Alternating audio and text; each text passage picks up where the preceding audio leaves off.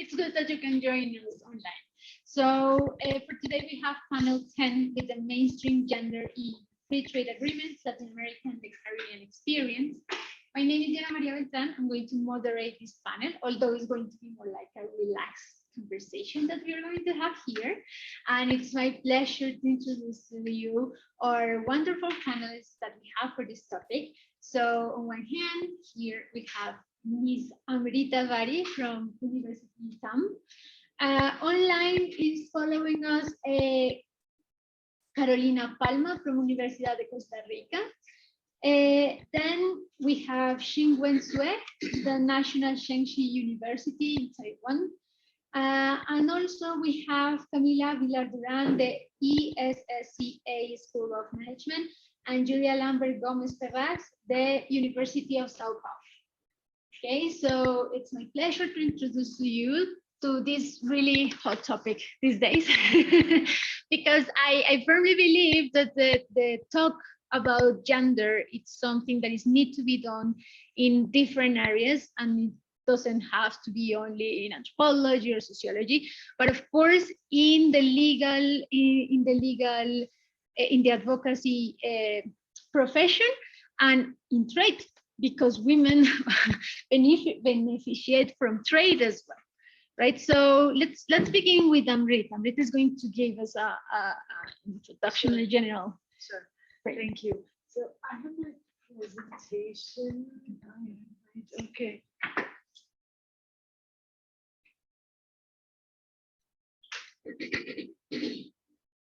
Thank you. So basically, I'll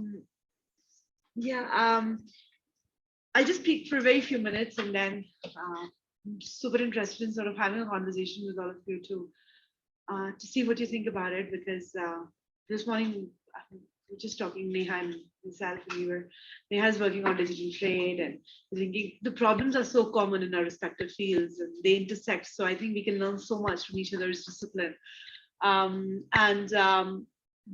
So basically we thought we'll talk about how we can make trade agreements work for women. And this morning, when I was being driven to the campus, I thought it'll be super interesting to talk about 3 questions. One, can trade agreements really help? Or can they really be made to work for women? 2, are they helping women at the moment?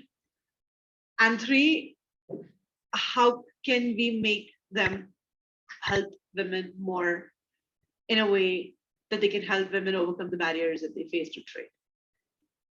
So moving back to my first question, can they help?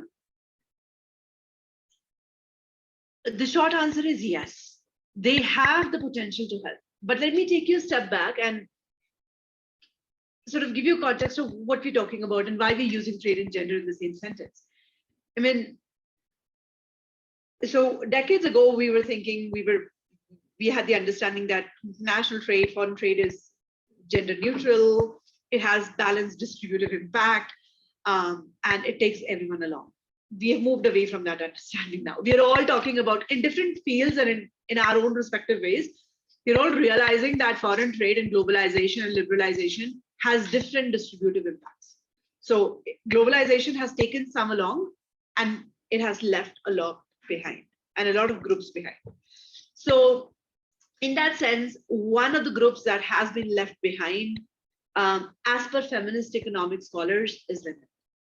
Because foreign trade has had negative distributive impact on women in various ways. The list of examples are endless. For example, globalization and liberalization has not decreased the tariff rates of goods that women consume. Globalization and labor-intensive industries in developing countries have increased feminization of labor. So there's this argument that, wow, trade has increased employment of women, but it has also increased feminization of women for labor, because it has made the working conditions of women and their wages even poorer in labor-intensive developing economies due to globalization, due to foreign trade. It has displaced women from various sectors in business opportunities and employment opportunities, because it has changed the landscape of economies in developing countries. It has decreased social welfare help that countries have because of increasing privatization in social industries, and decreased revenue that governments get from the taxes. And that has an impact on women's role as mothers, as social carers, because all these important crucial services have now been privatized. So trade has had an impact on women in various ways. And feminist economic scholars have for long argued that because trade has left women worse off, we cannot use trade policies and trade agreements to help women. And that is precisely the argument that I'm trying to attack in my research. As per my research, if trade policies and globalization and liberalization has left women worse off, that is precisely the reason as to why we should use these trade policies and regulations to ensure that trade can have, to ensure that we can minimize the negative impact of trade on women, maximize the positive impact of trade on women. It is precisely the reason as to why we should use trade agreements or partnerships or association cooperation sort of ties to make them work for women in a way that we can reduce this negative impact. And trade agreements can work, particularly trade agreements can work for a number of reasons for women. First reason is, I mean, no rocket science. Trade increases opportunity, economic opportunity for everyone, including women. Second, trade agreements are what? They are market access negotiation instruments. So using these market access negotiating instruments, countries can incentivize changes at the domestic level, at their own country and in their neighbors or in their trade partners' country. So they can use these incentivizing devices to bring about these positive changes at the domestic level, which would otherwise take decades or may not happen ever. And therefore, to my first question, can trade agreements help? Clearly, yes, they have the potential to help, but do they? And that brings me to this slide. I mean, I have looked at pretty much every trade agreement in force today, 450 plus trade agreements. And I tried to map the gender provisions, gender equality, explicit provisions in these agreements. And this is what we found. So a couple of things here, few countries are leading the game of including gender equality provisions in trade agreements. So you clearly see that North America, Africa, especially East Africa and Europe, they are the pioneers. They're loading their trade agreements with gender equality provisions. And then the other countries are left behind. So there are many countries which are sort of at the border and they're like, we are not sure. And then there are others who are definitely against this whole move. But then there are various good practice examples coming up, right, from across the globe. We have such sort of ambitious provisions, Canada, Israel, Canada, Chile, talking about increasing women's access to finance, productive resources, land.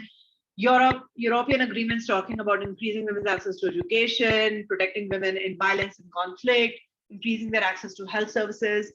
Eurasian Economic Union talking about pregnant women's rights, African agreements talking about increasing women's representation in legislative assemblies. And after these agreements, especially after East Africa Community Agreement was negotiated, there has been a 60% escalation in the East African Community Parliament in women representation. So there are 60% women parliamentarians in East Africa Community Parliament, and that drastic change happened right after the negotiation and ratification of this agreement. So yeah, things are coming along, and we see that the focus areas of these provisions on gender are very broad. You know, they focus on labor, equality, non-discrimination, pregnant women, maternity, health, safety, childcare, economic development, education, skill development, representation, whatnot. And these focus areas somehow tell us that most of the provisions, as you can see, as per the region, are focusing on women in their roles as mothers, as employees, as social actors and cultural actors. There are very few exceptions where agreements have focused on women's role as business leaders, political leaders, scientists, and other in other sectors which are more lucrative. And this is sort of a broad distribution of gender mainstreaming strategies that different regions have employed. So I don't have time to go through this, but just to give you an idea, different regions have included and talked about gender in their trade agreements in different ways. Zooming into South America, they have employed a standalone chapter approach where various countries, Chile, Uruguay, Argentina, Brazil, Colombia, Ecuador, they're including a whole chapter on trade and gender in their agreements. So wow, that's a big revolution. I mean, a whole chapter on trade and gender in trade agreements, which are about trade and market access. What are these chapters doing there? What are the benefits of these chapters? Why negotiate a whole chapter? These are questions we can all take up during discussions. But yeah, I mean, South America has a very interesting approach on inclusion of gender. So yeah, I mean, countries and regions have dealt with this issue in various ways. And then there are some countries and regions which are very active and excited about it. But then most of the countries, mainly developing countries, are shying away. They are hesitating to negotiate trade and gender, or for that matter, social sustainability provisions in the context of their trade policy. And that's one thing that I would really want sort of to bring it up on when we're discussing. But there are three common things, and that's where I end, that remain in all the regions, the way in which they include and talk about gender.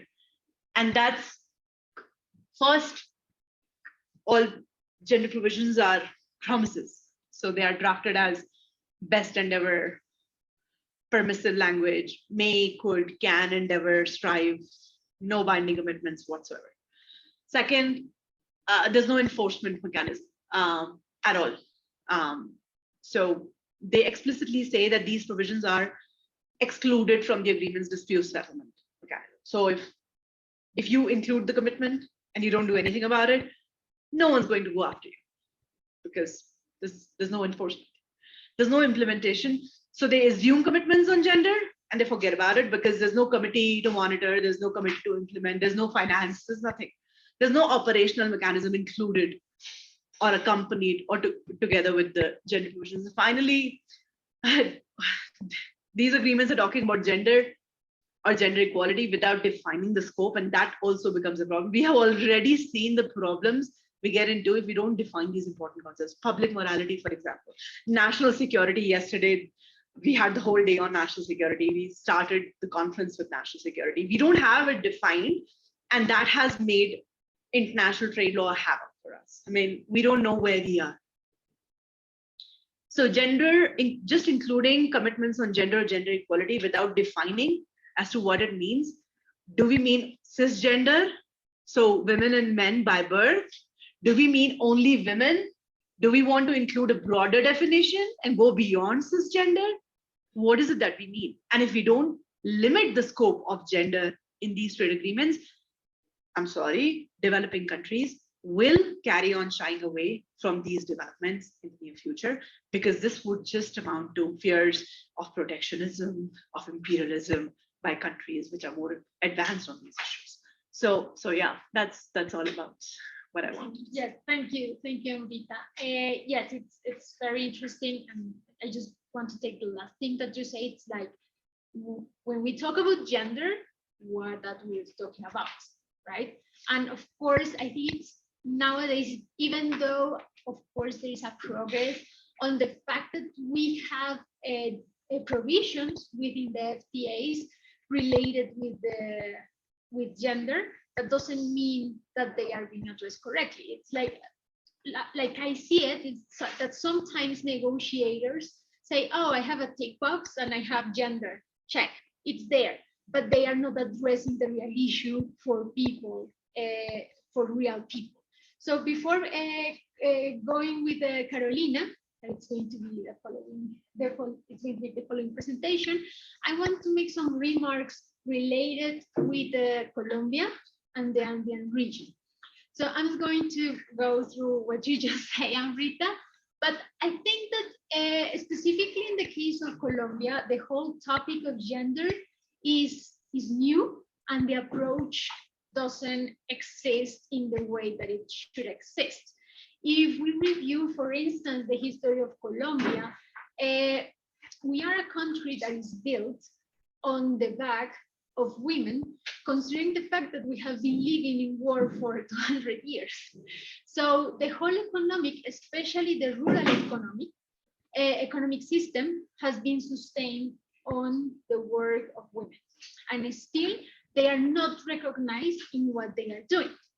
So the question would be how these women, rural women, are going to beneficiate from globalization.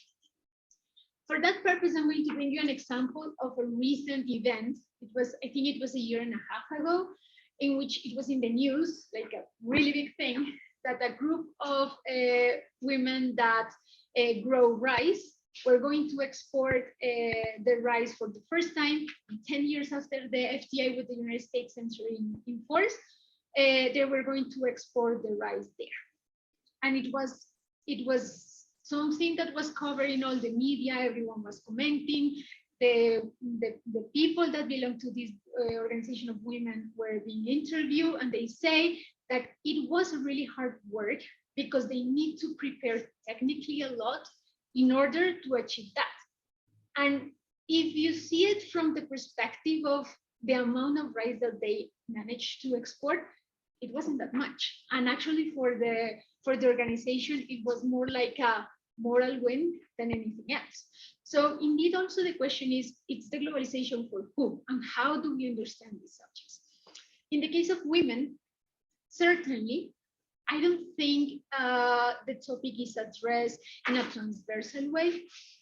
It's just a tick box for the government to say, yes, we are recognizing women, but what kind of women? What kind of genders? That is going to be the discussion right now. And also, from my experience in my classes, when I reach the topic of gender for the purposes of trade, my students ask, oh, but the basis is no discrimination. So why talk about gender when the basis of the whole system is non-discrimination? Well, even though the question I consider legitimate, also I think the question implies that we need to know the kind of system that we have and how that system is going to work for people.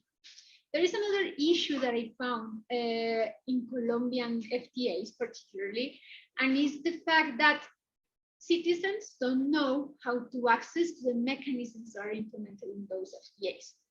And of course, women, rural women, are not taught how to use these instruments that are there, not like the women in rice. It took 10 years for them to reach that goal, but how many other organizations led by women are going to do it, and when they are going to reach it. So the public policy that is implemented in the matter of gender can not only be limited for women as mothers, women as carers, but also women as productive subjects in the whole economic system. Okay, so that's my little input. So Carolina, are you listening us? Yes, absolutely. And I think I'm going to comment on many of the statements you just made.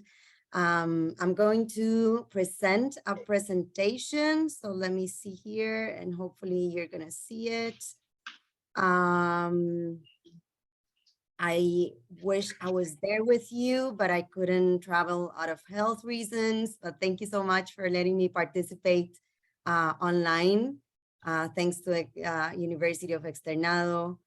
And thanks to my colleagues having this panel. So I am an associate partner with Ernst & Young, and I'm also a professor with UCR and Tech Monterrey.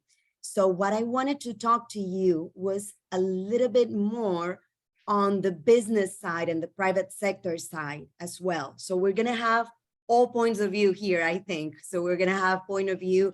Amrita, you just gave us like a really nice overview of everything that's going on regarding trade agreements. We're going to have perspective on the WTO and multilateral and finance, and I'm going to give you a little bit of the perspective of the private sector and what are we doing and what are we seeing. And maybe I'm going to re-mention some of the statements you just made. So I'm just going to go through them quickly so that we don't lose time. One of the things that strikes, it's that women-led businesses make just 15% of businesses that are engaged in international trade. So this is the statistic that covers everything you just mentioned, you know, so everything you just mentioned about women being left behind, women are not being or are not participating in international trade, and so on. Gender gap in global trade will take more than a century to close at the current rate of policy reforms that we're seeing. This is according to various institutions, but yet closing the gender gap in trade will benefit businesses and entire economies. And that's what I'm going to elaborate on later. Some other statistics just to have this gender gap clear. Just at the WTO, there's one statistic that says only 36% of ambassadors and 30% of ministers in charge of WTO affairs are women. This was 2020, so it may have changed today, but I don't think it's gonna have such a change. But still, I mean, it's very, very few women. 1/3 of companies globally have no women in either board or C-suite positions at all. I mean, we're talking now in this century, right? And still, there's companies that have no women at all in their boards or their C-suite positions. And talking about gender gap and pay gap, you know, if we go there, it's going to be even worse. We have a pay gap. I have here one example in the UK, and this is a developed country. So you can imagine in our countries how it is. It's even worse. The pay gap, it's 14.9%. And women in tech, 27% more of pay gap. So that's when elaborating on Amrita, what you're saying is gender provisions only address some parts of some things that we women do, of course, that we do and that are important for us. But then what about the other parts? What about women in business, women in finance, women in tech, right? This I'm not going to go through this like a lot because you already mentioned, but there was a study saying that tariffs that are targeted to women's goods are higher than tariffs that are targeted to men's goods. I mean, just starting by that in the point of view of consumers. The point of view of workers, there's another study saying that when there's men and women that fight for formal employment, especially in developing countries, these jobs are being offered to men as opposed to women. So again, women are left behind, and this is especially in developing countries. For women that are entrepreneurs, is even more difficult. There's all kinds of struggles to gain professional recognition, access to finance, balancing career aspiration with domestic responsibilities, et cetera, et cetera. So it's even more difficult for women entrepreneurs, and that adds to your example also, Diana, regarding women rice in the rice fields in Colombia. And yet, there's also many other studies stating that if companies had more diversity, more women, if we were to engage more women, then the economic benefits of this would be so much more. And here are just some examples, but there's many more examples. So there's one example of a study by Credit Suisse saying that more than companies with more than 20% diversity have enjoyed better EBITDA margins, higher than the other ones.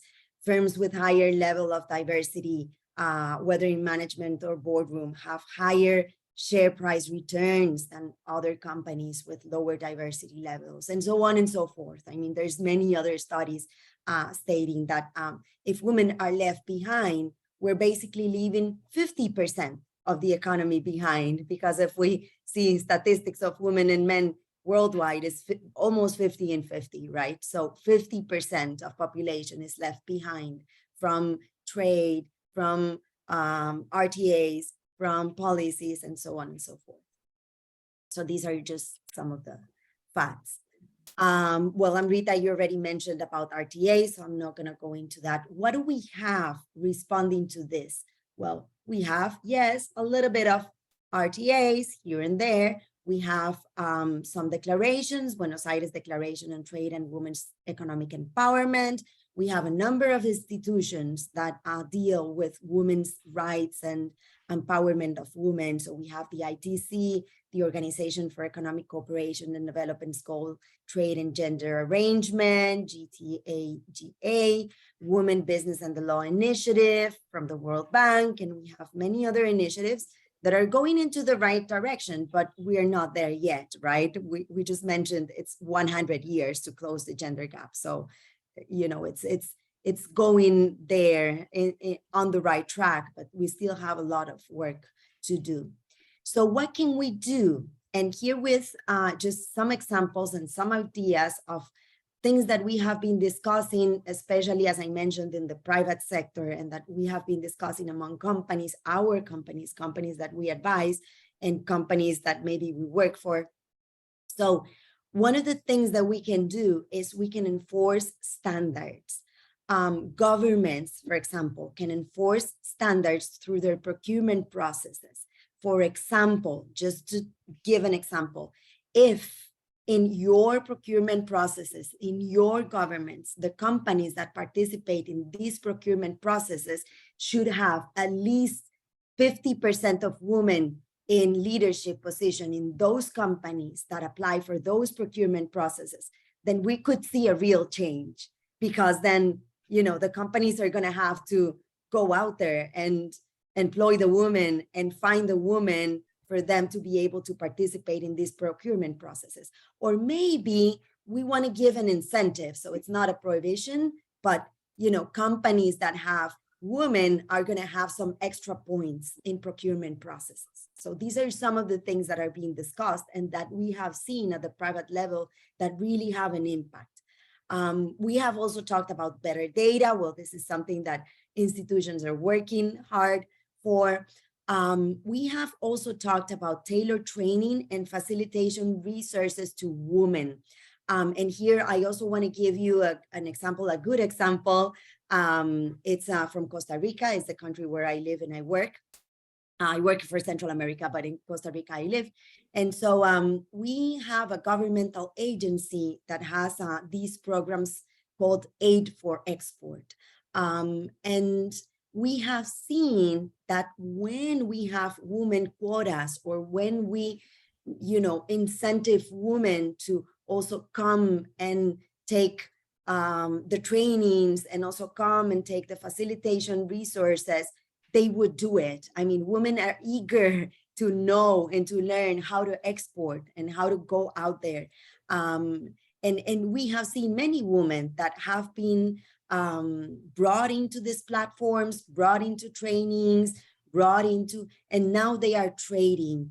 They are trading to the US. We have an example of women, native Costa Rican, who were given trainings and who were given just some tips on how to do their trade better, and also some support, and they are now trading in international platforms, trading their goods, which are local produced and local goods. So, you know, these types of things are examples that we want to see more and more. I know there's institutions, ITC, there's institutions in your own countries working for this. So this is one of those policies that we need to keep on there on the table.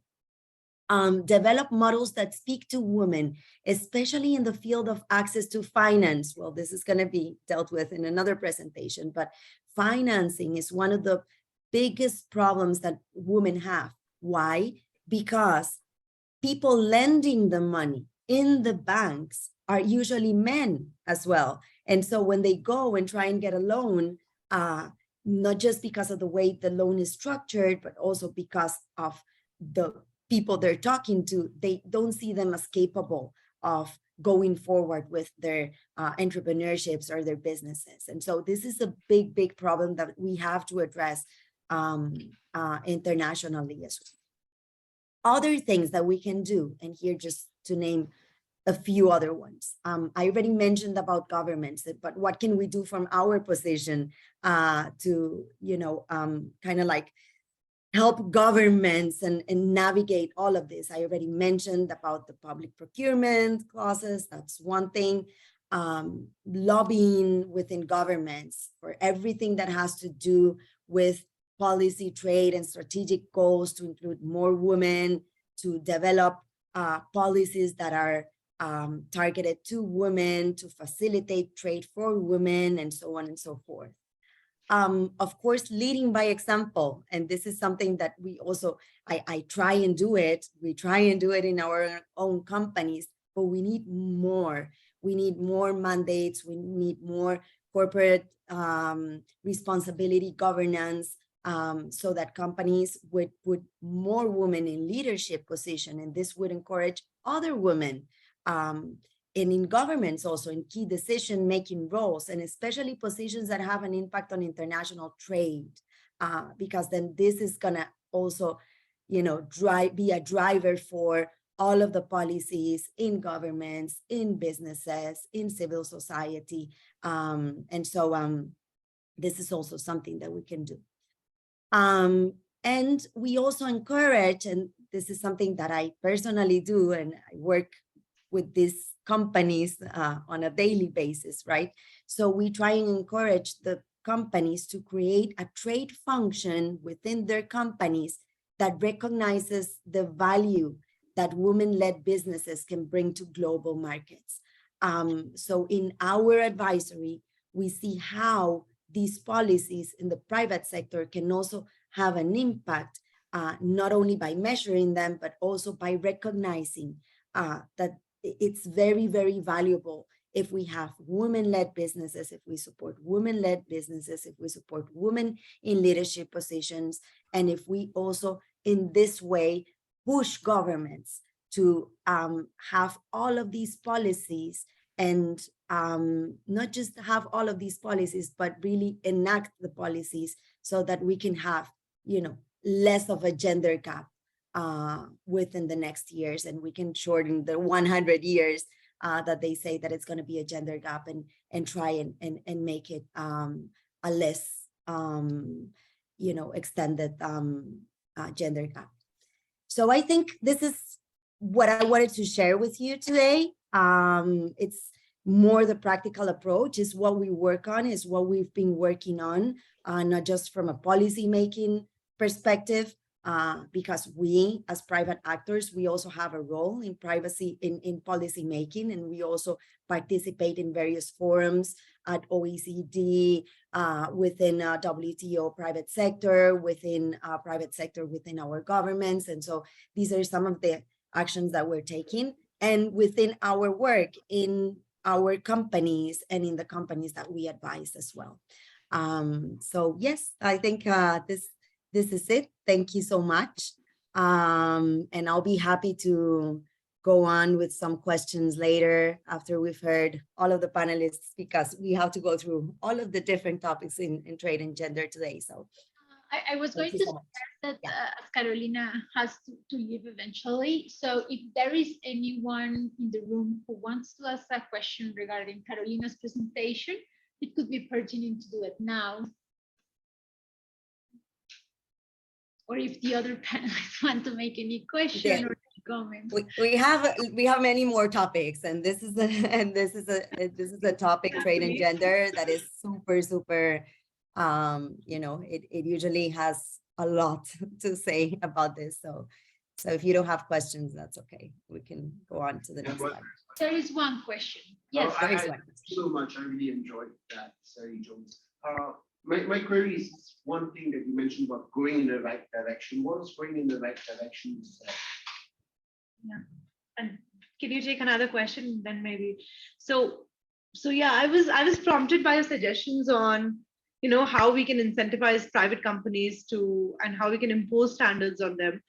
What I fear is the extent to which we can really take it. To what extent can we push this? And as Diana rightly said, we believe in the model of one of the fundamental principles of global trade is non-discrimination. So to what extent can we promote or encourage positive discrimination is my question. I think to some extent, favorable treatment is important to balance the imbalance and level the playing field that has been disturbed by globalization. But proposing or imposing the standards of 50% of women on the corporate boards and companies for the procurement bids and such other sort of standards, would that not be pushing it a lot and could result in a backlash in the near future? Mm-hmm. I think Amrita, and also to the question of someone sitting there, I couldn't hear your name. So I didn't mean this as a trade restrictive measure, but the other way around, as an incentive. So I think everything that we can do that's an incentive to promote and to support women that have been, as you have mentioned, Amrita, left behind, left out of trade treaties, left out of trade businesses, left out of trade policies. So everything that we can do to encourage this and have this the other way around, then I believe is positive. So this procurement clause is a procurement clause that would be intended, as an example, just to give an example, to support or to give extra points for businesses that have more women, and not as a trade restrictive measure. So not, in other words, that companies that have no women cannot participate or so on and so forth, but more as a way to give incentives. And I think this goes for across the board, also for trade, preferential trade agreements.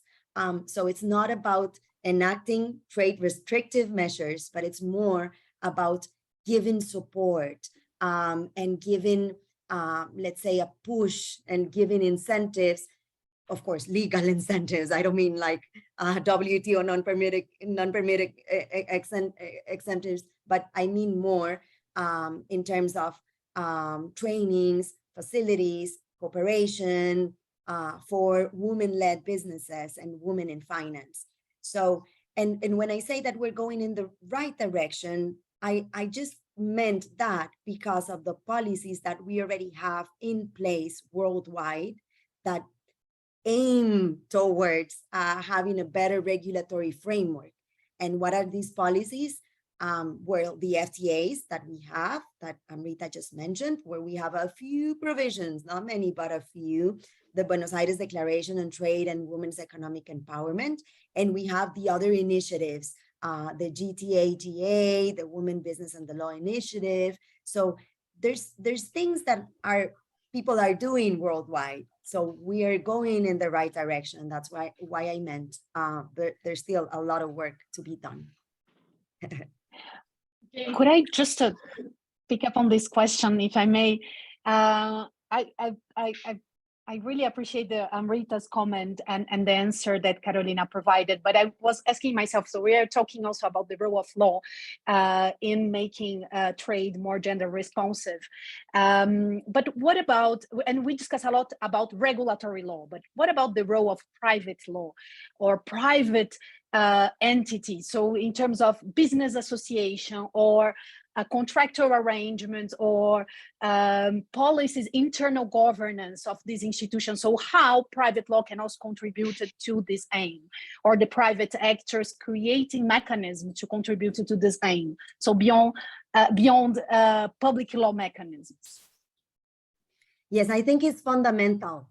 We have seen in the history of the world that sometimes the private sector leads some of the initiatives that have been going worldwide, and sometimes international policies even go behind what the private sector is looking for, because at the end it's economic benefit for everyone, right? So I think it's crucial that we enact corporate responsibility in each and every one of our countries. I know in Europe, there's many countries that have already signed corporate responsibility standards. In the US, we as a company, for example, we have to report gender gaps in our organization, and we have to report gender pay in our organization. This is the US, it's a developed economy, you know, the US can do that. We don't have something like that in Costa Rica, as clear as that, but we should have it, I think. And again, Amrita, I think we should have it as a positive, not as a, okay, if you do something bad, you're not going to be able to, you know, trade ever again, but more like, as, are you moving forward and are you enacting the better policies for your business, right? So I think it's fundamental, at least for me. Mm-hmm. Yeah. But I think one of the keys here is that the fact that it all goes down to business. We're talking about trade, we're talking about market access. So including positive social sustainability commitments in that sense, without making a business sense out of them, is quite ineffective, as we have seen, because I mean, labor and environment are two big examples of it. Labor provisions, the moment US connected labor standards with business case, they said that, well, labor interests are clearly trade interests, they're trade concerns. They made the provisions enforceable. So we have this rapid response, whatever, in USMCA, making labor standards highly enforceable. Then we have the environment, CBAM and other carbon mechanisms that we have. And we are now witnessing binding enforcement provisions in trade agreements on environment. And clearly, because we can directly relate this to trade. And I think for gender equality, for women empowerment, these positive commitments, Carolina, are very important, and I completely buy your argument here. But it'll be very hard for us to sell these positive commitments into trade policy, to trade policymakers, if we don't sell them as a business case, if we don't make a business case out of them. And that also takes us to another debate. Do we want them to be a business case, or do we want to keep them as pure human rights issues? So yeah, that's, or maybe both. maybe both, because there's business case studies. As I mentioned, the Credit Suisse one, and there's many other studies proving that businesses that have women in leadership positions are doing better also by having more revenue and so on and so forth. So it's proved. It's not just something that is a wishful, you know, that we want to have because it would be nice, right? But there's also an economic reason behind this. There's the two of the reasons, I think. Yes, before going with one pending comment, I just want to add, like, that's a problem that I also found, that the topics related with gender seems like it's an exclusive issue related with human rights, and only people who knows about human rights are able to talk about gender, and that's not true. We need to integrate everything in order to make it work. The public policy has to be integrated with all these different dimensions in order to actually work. So of course, the problems of women and rights of women are human rights problems. But from that point and in the practical scene, what we can see is that those problems are reflected in businesses, right? So if we don't adapt to that reality, then all these instruments that we are using are just there for nothing, basically. So we have a comment from the audience. Yes. No, thank you very much for explaining. My name is Suresh Nanwani. It's for explaining about the going in the right direction, although I think it's something you might want to really check. You know, if you go to early 1990s, the Beijing platform, yeah, for women, and we're now in 23, like 30 years, like still going in the right direction. I think there could be a visitation of that issue, frankly. It's gender equality, and you said it so succinctly, right? It's 50-50, if not a bit more or whatever. So like something is obviously missing. I think part of it has got to do with the lack of teeth that Amrita mentioned, which is really significant here. Use something about incentives to promote and support women. I think that's where I wonder whether it should be beyond that as a right issue. It's just not trying to say, oops, let's see how we can provide incentive to support, to promote and support women. Like, I think if that's the stand taken, the diagnostics have to be revisited, because it's just not saying provide incentive. Like, we are here, you are here, we are all here, 50%. There's nothing to provide an incentive, like just do it. And a clear case would be, you mentioned about the representation in your slide about women representation in C-suites equivalent. So if you just start off with a development institution, and you can see what's the percentage of women there, yeah? And then you break it up. Is it overall staff? Is it internationally recruited staff? Because that's where you really want to get into it. If it's going to be overall staff, 80% women, like, who cares? You want to see internationally recruited, because that's also equally, if not more important. And then if you have, I think you mentioned 30%. I mean, that's, I think obviously there has got to be lots of work done, yeah? Not necessarily it's going in the right direction. 30% seems really bad. I think from my own reading at World Bank, other institutions like ADB, it's like 40%. So, I'm not saying it's going in the right direction. So obviously it is, but there's a lot of work to be done, and you have got mechanisms in place, like, gender equality, the gap and all that, to really address the situation. And when I say address, meaning address and redress the situation. I think it's you have the stuff, but I think it could be a bit more meat, in a sense that there's so much to be done, and there's a lack of teeth. Going back to what Amrita said, which I really endorse. Thank you so much for sharing. Thank you. Okay, thank you. So now, thank you, Carolina, for your presentation and all these things that we just have debated. Now let's proceed with Chingwen Hsueh. So Chingwen, you can share the screen and you can start your presentation. Thank you, Diana. Thank you all. I have to share my PowerPoint. Can you hear me? Yes, we can hear you. And do you see my slide? Not Can you yet. see my slide? No. Not yet? Yeah. Okay, I try to share my screen. So, and does it work? Yes, now we are seeing your presentation. Okay, thank you. Thank you, Karima. Thank you, Amrita. And thank you all, especially Diana. Thank you for organizing this quite marvelous event. I have our panelists have discussed many issues which I also covered, but for sake of time, I will just pass them because I agree all of what you said. But I have to raise three questions.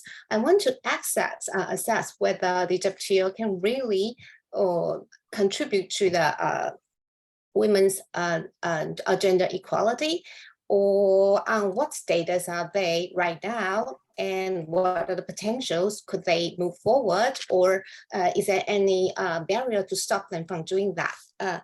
The reason I started work on this topic, because in Taiwan, I find it ironically, we sit in a pretty high rank in gender equality, but in terms of trade, especially considering the cost of trade, we are at a very, very low level. The gender gap is extremely high, and because of that, I first aware that we, even in a country like us, we have a high gender equality, but we still do very poor in this respect. So I try to think about how could we solve the problem. So first of all, I want to set up some criteria to evaluate whether how the WTO can do, or how it was doing. The cause of gender inequality, or the participant have clearly pointed out, because we have inequality in tariff distribution, and most of women work in the less trade competitive sectors or companies. And for the women-led business, the entrepreneurs, they have problems. They have a problem with getting more finance resources. And they also have problems because they are being SMEs. So that's also the problem could cause them to cause them in disadvantage. And the other reason is the social economy problems, the cultural things. We have in some society, the women have to take more domestic responsibility and so on.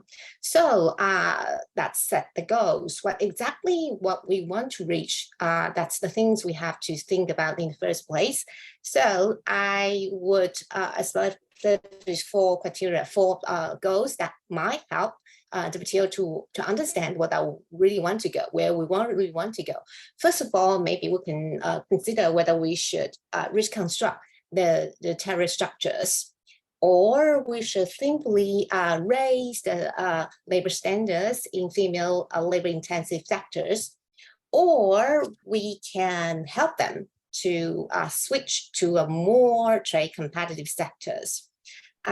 Or we can provide the general social environment which can support women as general. So my title would be change the social economy environment or change the woman. So both ways could work. Then I will try to find out which approach might be would be more suitable.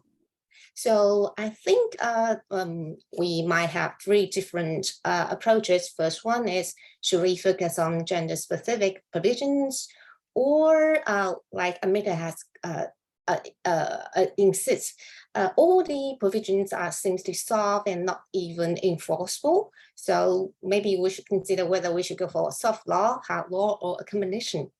Or we should do this on unilateral level, or we can do it plurilateral level through FTAs, or we should put it back to the multilateral level.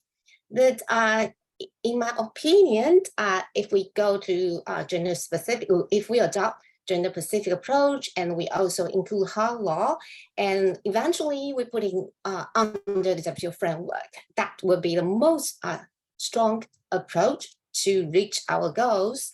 So in putting in mind, so I would analyze the current stage of WTO. See, I'll put this that means silent, means WTO may not even have anything to do or to say about it, but we can, but eventually that could have some impact on it. And P stands for passive, which means the WTO might have a certain impact on that. I mean, by the virtue of the WTO agreement themselves. And maybe they sometimes this provision might pro or against the unilateral activity adopted by member states. And active, A stands for active, which means that you have adopted certain measures to actually encourage the members, either the WTO members or the FTAs as a group. So if there is anything that we can find that WTO actually take that approach. So for second time, I think the problem with tariff distribution, you can see even if many of articles, literatures have shown that economic scholars have indicate that the problem of female in gender equality lies in the tariff, but it's actually did not even talk about it under the current system. And I put it, that at most they possibly allow the members, if they want to change their tariff structure, then that would be okay, only if they do not violate their the tariff schedule. And the labor standard, I think they also become quite silent on this issue.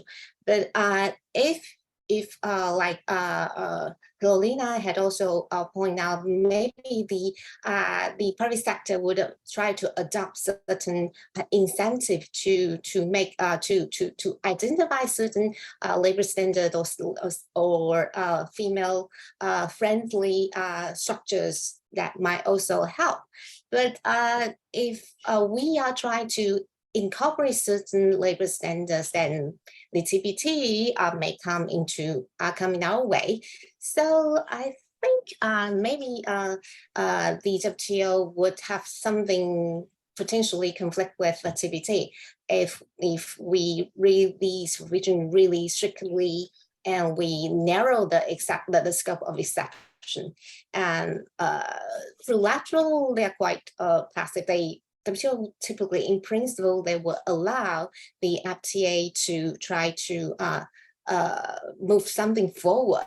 They would agree that they can adopt new provisions which are not even provided in the WTO. Then the market access and capacity building, this part would currently the WTO seems to be more helpful in this respect.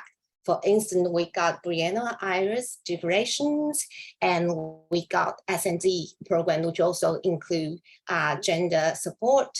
And I put soft law because of the S&D, all the S&D provision are totally that you can cooperate, etc., etc. And the unilateral action, I think WTO sometimes they try to encourage or support the members to do that. For instance, they encourage people to adopt developed country to adopt GSP, and in some GPAs like US, they include an exception in their annex to the GPA. They said they would exempt the female supportive program from the obligation of GPA, which means they might provide a certain favorable treatment for the female lead business. And I put it P on SCM because Carolina keeps saying that we should provide more incentive. I totally agree. But if we provide incentive for the female-led business, that could also fall within the definition of subsidies, which would also trigger the SCM agreement. But SCM agreement did not have exceptions, and they did not have exception right now. So sometimes people will try to figure, is that could that be inconsistent with the SCM as well? And but for at a multilateral level, the WTO have aid for trade, which encourage the members or WTO itself to provide schemes to help people, help females as well. And the general provisions for the social economy supports. This part, I think normally would not fall within the scope of WTO because they are not specifically addressed to a business, or we can say this is general provision for all the females. So it's typically not prohibited, and the WTO could also assist, encourage members to do that for trade. The next page. What happened? Sorry. Okay. Hsueh, you have 2 more minutes to finish. Okay, 2 more minutes to finish. Okay. Good. So that is my ideas for. I think we WTO can move forward to put more emphasizing on the terrorist distribution, the terrorist structure, because the negotiation is on ALA, and they are trying to say that current the tariff on agricultural products might be too high, but their discussion was purely from just the Duran perspective, or to say, is there any protectionism in this area? But I think maybe people should try to think about the female is their major consumer for agriculture. So maybe it's a time to think about whether we should join these negotiations as well. And the labor standards, I think it's also very important to somehow to incorporate the labor standards. And also the market access, we have certain initiatives right now, we get SMEs and e-commerce. And the general social and economic supports, we also have the possibility to include all the legal system. But the point is, why not? Why all these cannot happen right now? I think two issues would be two reasons we should try to think about. Because the WTO, they used to think themselves as a closed legal system, which try to isolate it from the influences outside. So, but who built this impression? Actually, the panel and the AB rulings, they keep saying these, but these rulings might not generally accepted by international community because it's quite because under the BCLT or under the public international law, we all know that international legal system should be interacted with each other. So maybe try to open the door of WTO to the other legal system, including gender, human rights as well. And we can also actively try to put the TPRM more active. For instance, they can, because during the review process, the chair can also provide suggestions for the members under review. So I think maybe they can provide certain instructions, or they can suggest the members could ask questions about the gender issue, which also can include, who could also make a difference when you actually read the TPRM's reports. And also maybe we should also think about trying to adopt certain interpretation regarding the provisions which might disadvantage or discourage the members try to adopt more gender-friendly policies, and also try to include new gender chapter if it's possible. But people would think, do you think these kind of things are too ambitious and too hard to become true? But I think the answer might not be no, because we all know the failure of Doha, this was 20-something years ago, the things have been changing. And I think the disagreement between the developing and developed country on change genders is not so great. You can also see many of the innovative gender provisions are signed in Latin American and many developing countries. So which I think that could be the sign to see that maybe people could reconcile on this topic as well. And in the meantime, we can also see that some reforms of the WTO is coming, and people try to think about the status of the GSP. Is that still so authoritative, or should they be more flexible? All of which people try to think about whether we should follow the old ruling or try to switch our mindset about the interaction of WTO and the other international legal frameworks. And that's my presentation. Thank you. Thank you, Chingwen. Very interesting. So now we proceed with Camila Villard Duran and Julia Lambert Gomes Ferraz. So you have 10 minutes for your presentation, and then we can have a set of questions for this second part of the panel. Thank you so much. I know we are running out of time, so I will try to be very objective. I will try. So this article, this research paper I'm writing with Julia Ferraz, so she's here online too. I'm so sorry that I could not join you in presence. A little problem with my duplicate my yellow fever vaccine, so I'm sorry. So in this paper, we are trying to assess the mechanisms for gender mainstreaming, what we are calling here international climate finance law. And we are looking specifically to the work of the Financing Common. The Financing Common is a global summit of public development banks. I'm using here the name of public development banks for all development financial institutions, and how they are trying to build a more gender responsive climate finance. This new research paper tries to adopt a legal lens. And we started this work looking to the rationality of public development banks' operational framework for a more gender responsive climate action. So we wrote a previous work with more two social scientists, and now this is the second one that tries to look into the legal dimensions of the actions of public development banks. So here the main idea is that climate change impacts differently women, men, boys and girls. Different empirical studies show that extreme climate events, they impact more women and girls compared to men and boys. They usually bear the brunt of climate shocks, and climate finance is a key instrument for climate change action.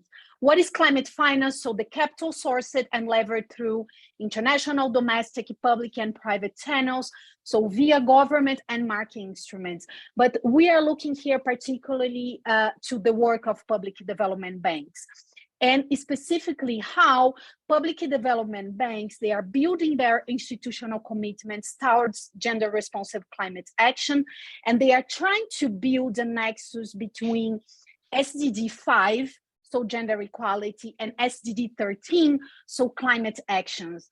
We could see that this is part of their institutional discourse. They are trying to build this nexus with different types of instruments, financial instruments, but also certain instruments with legal nature. And that's one of our arguments. So here in the first article that we wrote, we could see the Finance Common as a key global forum for this discussion. So how to gender mainstreaming finance, climate finance.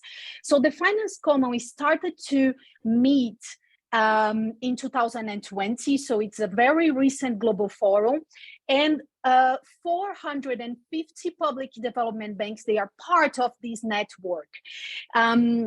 They organize an annual summit to share knowledge among these public development banks. And particularly in 2020, they signed a statement on gender equality and women's empowerment.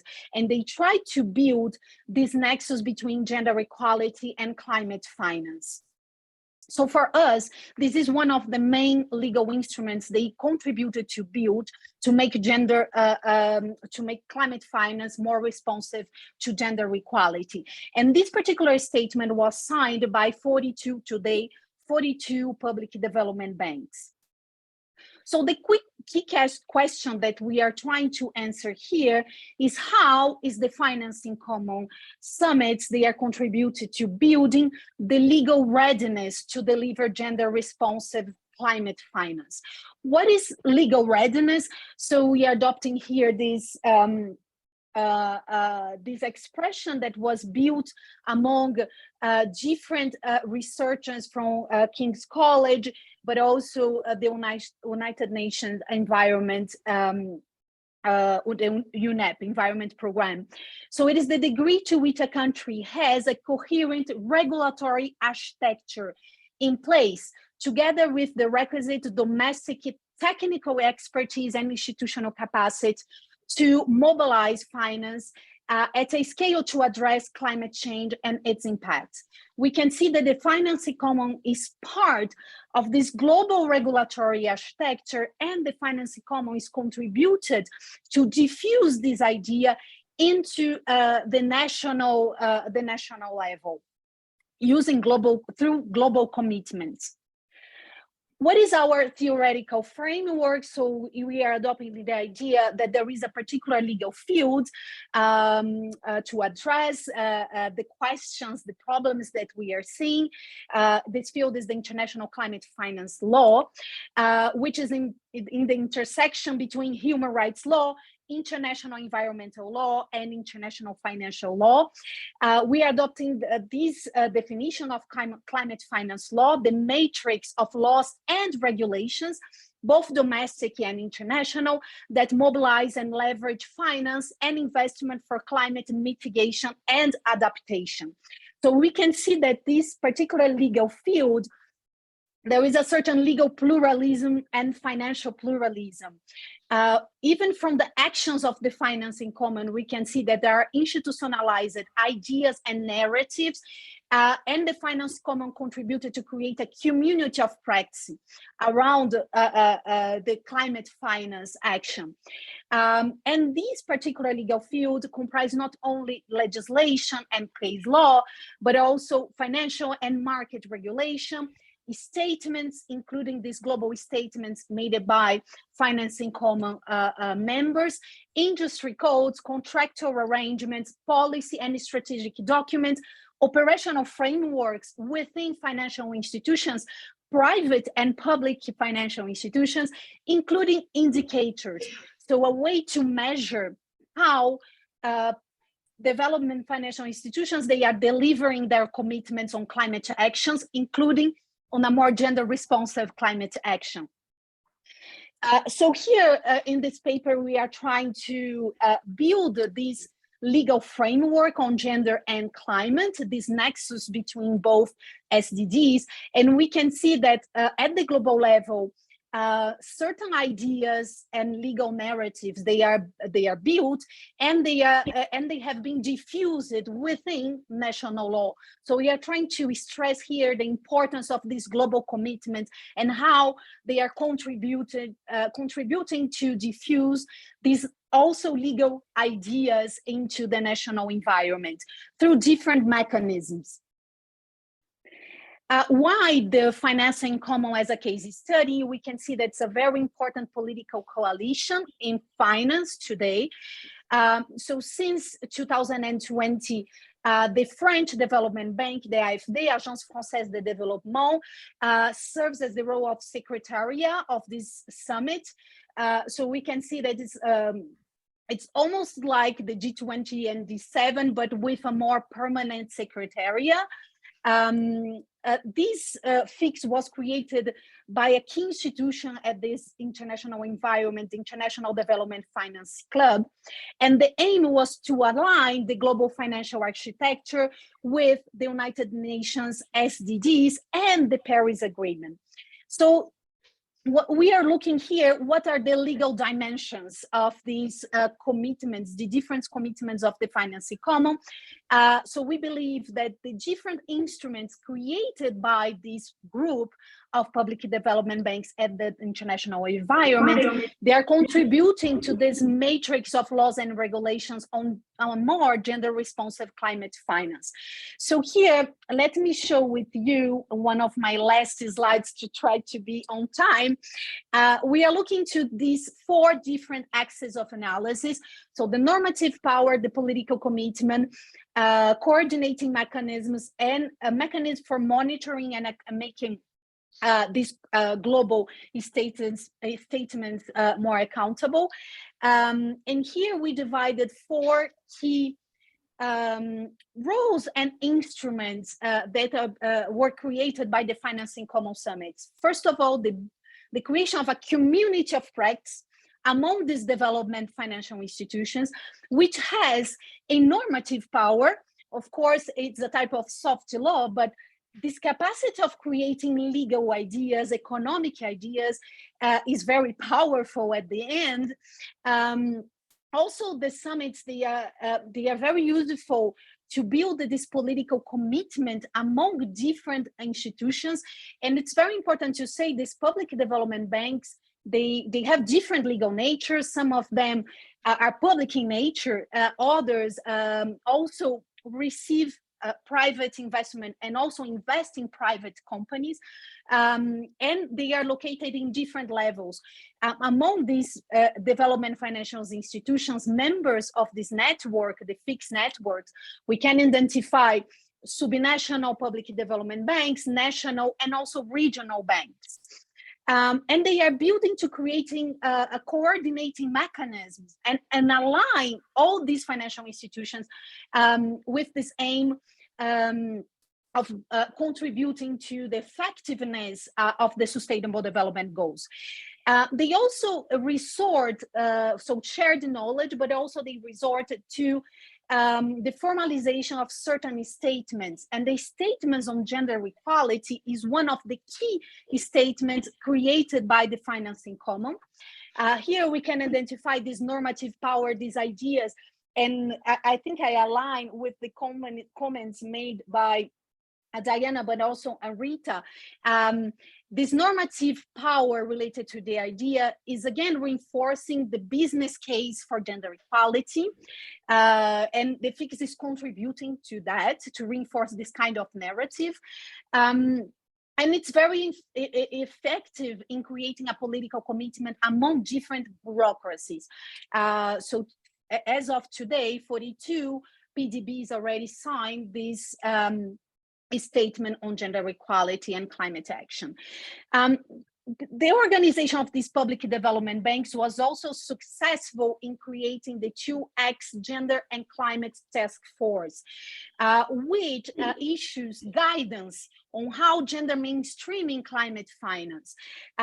So we can see a more radical mechanisms of coordination among these banks.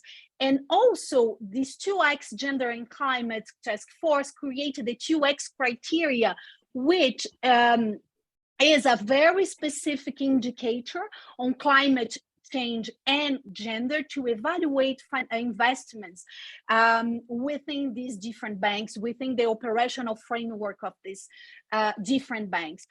And we could see that part of these public development banks formalizing the global statement on gender equality, they are also adopting the 2X criteria. Not all of them, but part of them, they are trying to create more effective mechanisms, and they are resorting to these global agreed criteria to make more effective their global statement on gender equality and climate action. So we are trying now to build this matrix of law and different regulatory mechanisms to see how these particular type of financial institutions, they are trying to make, they are contributing to the effectiveness of sustainable development goals, but particularly the intersection between SDG 5, gender equality, and SDG 13 on climate change action. Oh, thank you so much for your attention. And me, Yula, and I, we are here to answer any questions and comments. Thank you so much. Thank you. Thank you. Thank you, Camila. So now, I don't know if there is any further comment from our audience or our panelists. Yeah, I have one. I think this topic is so fantastic. I really appreciate it from the various speakers and the various dimensions. I just want to go back to Amrita. I think there's so much what she said, and what was really telling was the lack of T. I just want to add more to the spectrum. You know, the definition of the scope of women. You could even have female-headed households that are so important that sometimes are not taken note of until it actually happens, and then you say, "Oh my God, like we miss them out." And you know, it's just not paying lip service to gender equality, but if there's a female-headed household, all the more reason that should be factored in to see what can be done to address it. And that comes in various SMEs, etc., because the burden is placed on them, unfairly or otherwise, but that's a fact, and the reality needs to be addressed. And then the elderly as well. And I just want to showcase that I had done a project before on legal education in an island country in Asia, and setting up a law school, which is kind of interesting for all of us here. And at that time, before setting up that law school, there were only 3 female practicing lawyers in that country, in that island country in Asia. And by the time that project was done, in terms of implementation and completion, there were at least 40 female lawyer graduates. Now, I think that's telling, very telling. When you have only 3 female practicing lawyers, I think the institutions matter a lot. yes, Institutions, you know, something is framework. rotten in the state of Denmark, as it were, Yeah. right? I mean, why 3? You have so many issues that come in, access issues, etc. Yeah. So it needs to be addressed, and that's just a showcase of example. For instance, Thank in you. Colombia, the majority of students, or at least in this university, the majority of the students are female. But if you check the majority of law firms, the board are men. And I'm not talking about old men, no, I'm talking about kind of young men. So that tells you a lot about institutions and the importance of Absolutely. them. Yes. I have a very brief comment. Yes. I'm not an expert on trade and gender, but I think this is a question I often get in my field, and I think this is a question for trade and gender as well. And the question is that when we talk about some of these frameworks and policies, the question that is always posed to me in context of some of the issues and research is how much of it should be really in the international trade policy or trade law platform, and how much should it be domestic law and policy? And it's often a difficult question to answer, and I think it's the same Yes. mistake, because one could argue some of the things that were being discussed in the panelists, the domestic legal and policy issues should not be brought to a trade platform, and that's why I think framing the argument, saying how this is of consequence to global economic welfare is very critical, because the WTO cares about global economic welfare, but they may not necessarily care about very nuanced issues of gender diversity in a particular context. So unless you can link it, and I think Amrita made that point. Yeah, that's right, Neha. I think it's all about framing it right. It's all about packaging it right, because as you rightly said, as long as we can make the arguments, and I think there's a binary argument here. On one hand, as you said, it makes global economic sense for the efficiency, for the growth in GDP and everything. On the other hand, it makes a strong, compelling social sense, because globalization has had a lot of harm. So we need to undo the harm and repair the harm that it has had. So I think both point of views are very important for the framing for the right framing, because these issues are domestic. And when we include these issues in trade agreements, one fundamental backlash that we face from developing countries is why? Why should we hear you developed countries? Because it's mostly the developed countries which are creating a lot of noise about sustainable development and trade agreements. Why should we hear you, and why should we include these domestic issues into international policy instruments? Because these are our sovereign matters. So we would not let you enter into our sovereign matters, because this amounts to intrusiveness, and it amounts to moral imperialism. It amounts to cultural imperialism. What may be right for you may not be right for us. So why should we follow your standards, especially when it comes to domestic policy matters? So that's a major sort of debate that we have to address. Why? And we have taken up these issues, and we are coming up. Peter was with us in this project. We're coming up with the first most comprehensive sort of compilation, a book on gender equality and trade policy. We are launching it in September at the WTO Public Forum, and it's being published by Cambridge University Press. So if you're interested in this topic, have a look. It's being published as open access, so you can download it online, which is great, because otherwise Cambridge University, they go insane with their rates. So yeah. Okay, so thank you everyone for assisting at this topic, and thank you for panelists who joined us virtually and in site. Please enjoy the rest of the